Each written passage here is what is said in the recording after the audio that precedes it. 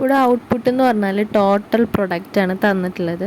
അപ്പോൾ number of workers 0 ആയപ്പോൾ total പ്രൊഡക്റ്റും 0. അപ്പം 1 ആയപ്പോൾ 23. അപ്പം അങ്ങനെയൊക്കെ തരുന്നുണ്ട് നമുക്ക്. അപ്പോൾ ഔട്ട്പുട്ട് എന്ന് പറഞ്ഞാൽ ടോട്ടൽ പ്രൊഡക്റ്റാണ്, മറക്കരുത്. പിന്നെ ഇവിടെ ഓപ്ഷൻസ് നോക്കുമ്പോൾ ഒക്കത്തിൽ മാർജിനൽ പ്രൊഡക്റ്റിനെ പറ്റി പറയുന്നുണ്ട്. അപ്പോൾ ടോട്ടൽ പ്രൊഡക്റ്റിൻ്റെ ഡിഫറൻസ് ആണല്ലേ മാർജിനൽ പ്രൊഡക്റ്റ്. അപ്പം ഔട്ട്പുട്ട് 0 ആകുമ്പോൾ മാർജിനൽ പ്രൊഡക്റ്റും ഒബ്വിയസ്ലി 0. പിന്നെ ഫസ്റ്റ് യൂണിറ്റിൽ 2 പേര് ഒന്നാണ്, 23 ആണ്. പിന്നെ 17 പിന്നെ 10 ഒക്കെയാണ് വരിക അല്ലേ.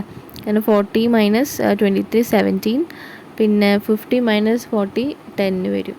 അപ്പോൾ അങ്ങനെ നോക്കുമ്പോൾ നമ്മളുടെ മാർജിനൽ പ്രൊഡക്റ്റ് എന്ന് പറഞ്ഞാൽ ഡിമിനിഷ് ചെയ്തുകൊണ്ടിരിക്കുക അല്ലേ. അപ്പോൾ constant marginal product of labour, പിന്നെ diminishing marginal product of labour. Diminishing marginal product of labour ആണ് നമുക്ക് കിട്ടാം. Which of the following is a variable cost in the short റണ്ണിൽ വാരിയബിൾ കോസ്റ്റ് ഏതാണ്? റെൻ്റ് ഓഫ് ദ ഫാക്ടറി എപ്പോഴും fixed cost ആണ്. Wages paid to the factory labour, അതാണ് എന്ത് vary ചെയ്യുന്ന കോസ്റ്റ്. വേജസ് എപ്പോഴും വാരിയബിൾ കോസ്റ്റ് ആണ്. പിന്നെ interest payment on borrowed financial capital, അത് ഫിക്സ്ഡ് ആണ്. Payment on the lease for the factory equipment, അതും ഫിക്സ്ഡ് ആയിരിക്കും, ഫിക്സ്ഡ് എമൗണ്ട് ആയിരിക്കും. പിന്നെ വേജസ് എന്ന് പറഞ്ഞാൽ അത് ഫിക്സ്ഡ് എമൗണ്ട് ഒന്നും ആവില്ലല്ലോ. ലേബേഴ്സ് കൂടുന്നതിനനുസരിച്ച് വേജസും കൂടും, അങ്ങനെയൊക്കെ അല്ലേ. അപ്പോൾ അതാണ് answer.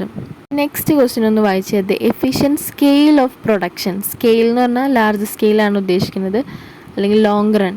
Okay, is the quantity of output that minimises എന്താണെന്നാണ് ചോദിക്കുന്നത്.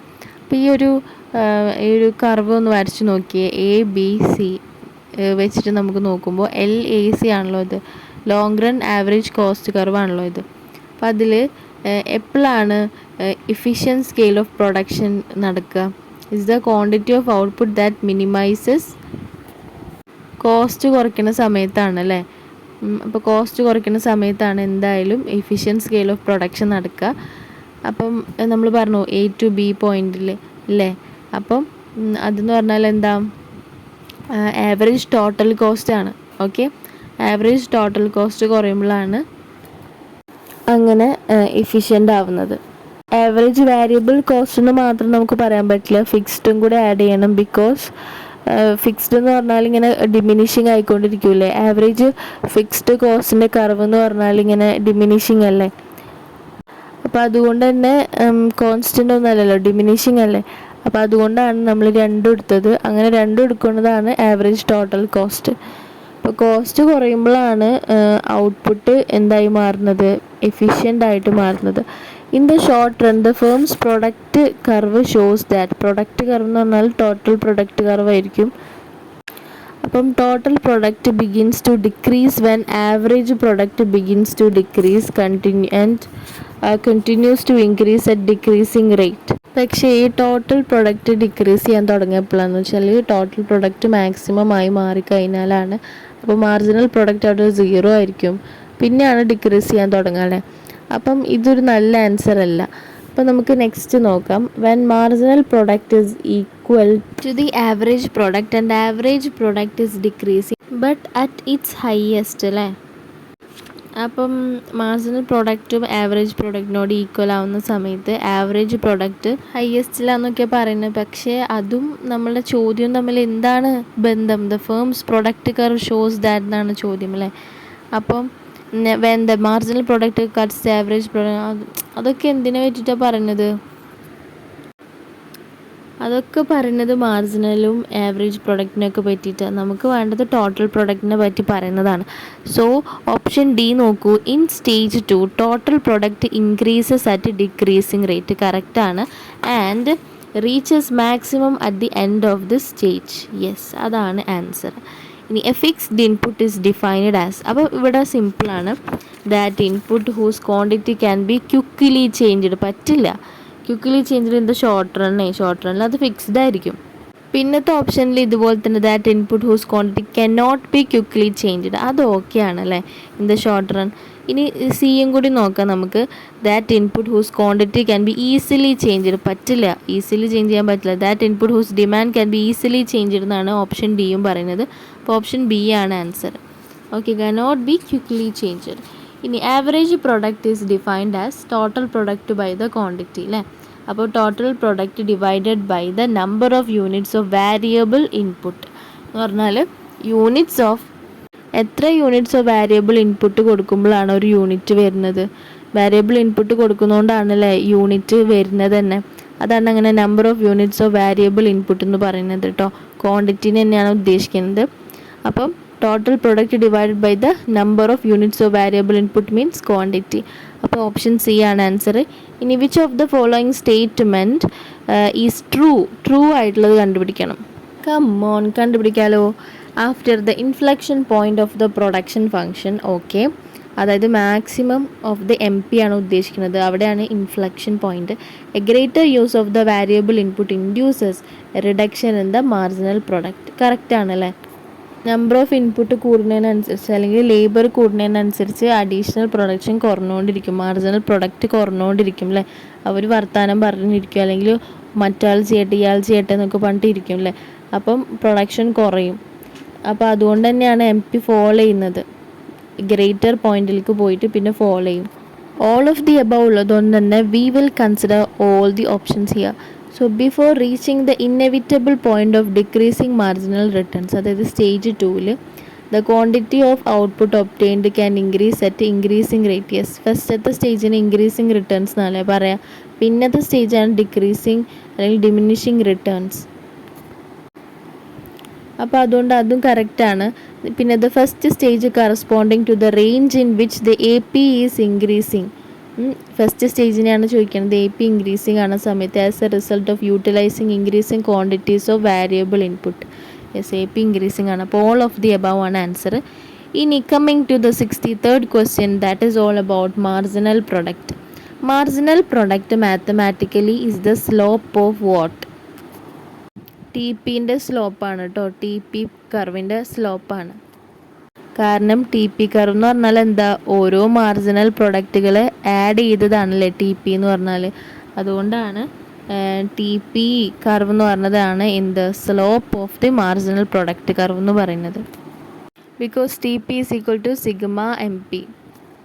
ഇനി suppose the first 4 units of a variable input generate corresponding total output of 200, 340, 450 and 500. 4 units ആണ് പറഞ്ഞത്. ഫസ്റ്റ് 4 യൂണിറ്റ്സിൻ്റെ ടോട്ടൽ ഔട്ട്പുട്ട് അല്ലെങ്കിൽ ടി പി. അങ്ങനെയാണെങ്കിൽ marginal product of the third unit of input is, marginal product കണ്ടെത്തിയാൽ മതി. ഒന്നുമില്ല, സിമ്പിളാണ്. 450 അവിടെയാണ് ചോദിക്കുന്നത്. അപ്പോൾ 450 മൈനസ് 350 ചെയ്താൽ മതി. അപ്പോൾ എത്രയാണ് നമുക്ക് കിട്ടുന്നത്? 100 അല്ലേ. അതാണ് ആൻസർ. അപ്പോൾ തേർഡ് യൂണിറ്റ് എന്ന് പറഞ്ഞാൽ തേർഡ് യൂണിറ്റിലത്തെ ടോട്ടൽ പ്രൊഡക്റ്റ് എടുക്കുക, എന്നിട്ട് ആ പ്രീവിയസ്ലി ഉള്ള ടോട്ടൽ പ്രൊഡക്റ്റുമായിട്ട് സബ്ട്രാക്ട് ചെയ്താൽ ആൻസർ കിട്ടും.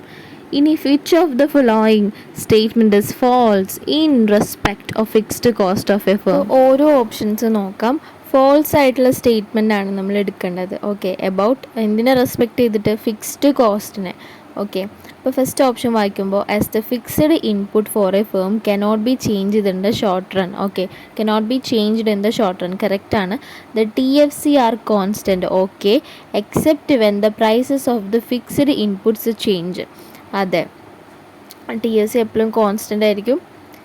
എക്സെപ്റ്റ് ഏത് സമയത്ത് prices of the fixed inputs change ആവുന്ന സമയത്ത് എന്ത് ചെയ്യും? അതും ചേഞ്ച് ചെയ്യും. അതായത് ഇപ്പോൾ റെൻ്റ് ഒന്ന് കൂട്ടിക്കഴിഞ്ഞു. റെൻ്റ് എപ്പോഴും ഫിക്സ്ഡ് അല്ല, എല്ലാ മാസവും ഒരേ 6000 തന്നെയായിരിക്കും, ഫിക്സ്ഡ് ആയിരിക്കും. പക്ഷെ പ്രൈസ് ഒന്ന് കൂട്ടിക്കഴിഞ്ഞാൽ അത് അപ്പോൾ മാത്രമേ TFC ഒന്ന് മാറുള്ളൂ. ഇനി നമ്മളോട് പറഞ്ഞിട്ടുള്ളത് ട്രൂ ആയിട്ടുള്ള സ്റ്റേറ്റ്മെൻറ്റ് എടുക്കാനല്ല, ഫോൾസ് ആയിട്ടുള്ള സ്റ്റേറ്റ്മെൻറ്റ് ചൂസ് ചെയ്യാനാണ്. അപ്പോൾ TFC, total fixed cost, continue to exist even when production is stopped. Okay, in the short run, but they exist in the long run even when the production is not stopped. ഇപ്പോൾ first പറഞ്ഞത് okay, TFC continue to exist even when production is stopped in the short run. Okay ആണ്, സെറ്റാണ്. കാരണം equipment continues to exist even shut down ചെയ്താലും. But they exist in the long run even when production is not stopped. അപ്പോൾ they exist in the long run എന്നാണ് പറയുന്നത്. Long റണ്ണിൽ TFC എപ്പോഴും മാറിക്കൊണ്ടിരിക്കില്ലേ, variable ആയിരിക്കില്ലേ TFC. അപ്പോൾ ഇതാണ് ഫോൾസ് ആയിട്ടുള്ള statement. അപ്പോൾ എന്താ പറഞ്ഞത്, continue to exist, T F C continue to exist even when production is stopped in the short run, but they exist in the long run even when production is not stopped. അത് production stop ചെയ്തിട്ടില്ലെങ്കിലും, അതായത് production നടക്കുന്ന സമയത്ത് long റണ്ണിൽ ആ fixed cost അതുപോലെ തന്നെ പോകുന്നു. പക്ഷേ ലോങ് റണ്ണിൽ ഫിക്സ്ഡ് കോസ്റ്റ് വാരിയബിൾ ആയിരിക്കും. ഇനി ബാക്കിയുള്ള ഓപ്ഷൻസ് ഒക്കെ ട്രൂ ആണ് കേട്ടോ. അപ്പോൾ ഫോൾസ് ആയിട്ടുള്ളത് തിരഞ്ഞെടുക്കാം. ഇനി നെക്സ്റ്റ് നോക്കിയാൽ diminishing marginal returns for the first 4 units of a variable input is exhibited by the total product sequence. അപ്പോൾ ടോട്ടൽ പ്രൊഡക്റ്റിൻ്റെ സീക്വൻസ് ആണ് തന്നിട്ടുള്ളത്. ഡിമിനിഷിങ് മാർജിനൽ റിട്ടേൺസ് എന്ന് പറഞ്ഞാൽ മാർജിനൽ പ്രൊഡക്റ്റ് എന്നാണ്. ഓക്കെ, അപ്പം for the first 4 units of a variable input is exhibited by the total product രീതിയിലാണ് എക്സിബിറ്റ് ചെയ്തിരിക്കുന്നത്. അപ്പോൾ നോക്കാം. അപ്പോൾ ഈ ഓപ്ഷൻസ് മുഴുവനും ടോട്ടൽ പ്രൊഡക്റ്റുകളാണ്. അപ്പോൾ ഓപ്ഷൻ എ നോക്കുമ്പോൾ 50 50 50. അപ്പോൾ അതെന്ന് പറഞ്ഞാൽ എന്താ, കോൺസ്റ്റൻ്റ് ആണല്ലേ. ശരിക്കും നമുക്ക് ഡിമിനിഷിങ് അല്ലേ വേണ്ടത് മാർജിനൽ പ്രൊഡക്റ്റ്. അപ്പോൾ ടോട്ടൽ പ്രൊഡക്റ്റ് കോൺസ്റ്റൻ്റ് ആയ മാർജിനൽ പ്രൊഡക്റ്റ് അവിടെ 0 അല്ലേ. അപ്പോൾ അത് പറ്റില്ല. പിന്നെ 50, 110, 180, 260.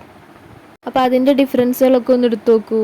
60, പിന്നെ 70, പിന്നെ അങ്ങനെ കൂടിയിട്ടാണല്ലോ വരുന്നത്. നമുക്ക് ഡിമിനിഷിങ് ആയിട്ടുള്ള റിട്ടേൺ അല്ല വേണ്ടത്. ഇവിടെ ഞാൻ എന്തിനാണ് ഡിഫറൻസ് എടുക്കുന്നത്, മാർജിനൽ പ്രൊഡക്റ്റ് കാണാനാട്ടോ. മാർജിനൽ പ്രൊഡക്റ്റാണ് നമ്മളോട് ചോദിച്ചിട്ടുള്ളത്. തന്നിട്ടുള്ളതൊക്കെ ടോട്ടൽ പ്രൊഡക്റ്റാണ്. അപ്പോൾ ഇതിൻ്റെ ഡിഫറൻസ് എടുത്തു കഴിഞ്ഞാൽ നമുക്ക് മാർജിനൽ പ്രൊഡക്റ്റ് കിട്ടുമല്ലോ. അപ്പോൾ ആ മാർജിനൽ പ്രൊഡക്റ്റ് ഡിമിനിഷിങ് ആയിട്ടുള്ള ആ സീക്വൻസ് ആയിരിക്കണം നമ്മൾ എടുക്കേണ്ടത്. ഡിമിനിഷിങ് ആയിട്ട് കിട്ടും നമുക്ക്. ഒരു ഓപ്ഷൻ എന്തായാലും അങ്ങനെ ഉണ്ടായിരിക്കും. ഇനി സി നോക്കിയാൽ 50, 100, 150, 200. അപ്പോൾ 50 വെച്ചിട്ടൊക്കെ വരുന്നത്. അതും ഒരു കോൺസ്റ്റൻ്റ് അല്ല, ഡിമിനിഷിങ് അല്ലല്ലോ. പിന്നെ ഓപ്ഷൻ ഡി നോക്കുക, 50, പിന്നെ 90 ആയി. അപ്പോൾ ഒരു 40 ഇൻക്രിമെൻ്റ് ഉണ്ട്. പിന്നെ 90, 120 എന്ന് പറഞ്ഞാൽ 30 ആണ് വരുന്നത് അല്ലേ. അപ്പോൾ ഡിമിനിഷിങ് ആയി, 40 30 ആയി. പിന്നെ 20 ആയിട്ട് മാറി. അപ്പോൾ കണ്ടോ, 30, 40, 30, 20. അപ്പോൾ എന്ന് പറഞ്ഞാൽ അതാണ് ഡിമിനിഷിങ് ആയിട്ടുള്ള മാർജിനൽ പ്രൊഡക്റ്റ് എന്ന് പറഞ്ഞാൽ. അപ്പോൾ അത് തന്നെയാണ് ആൻസർ.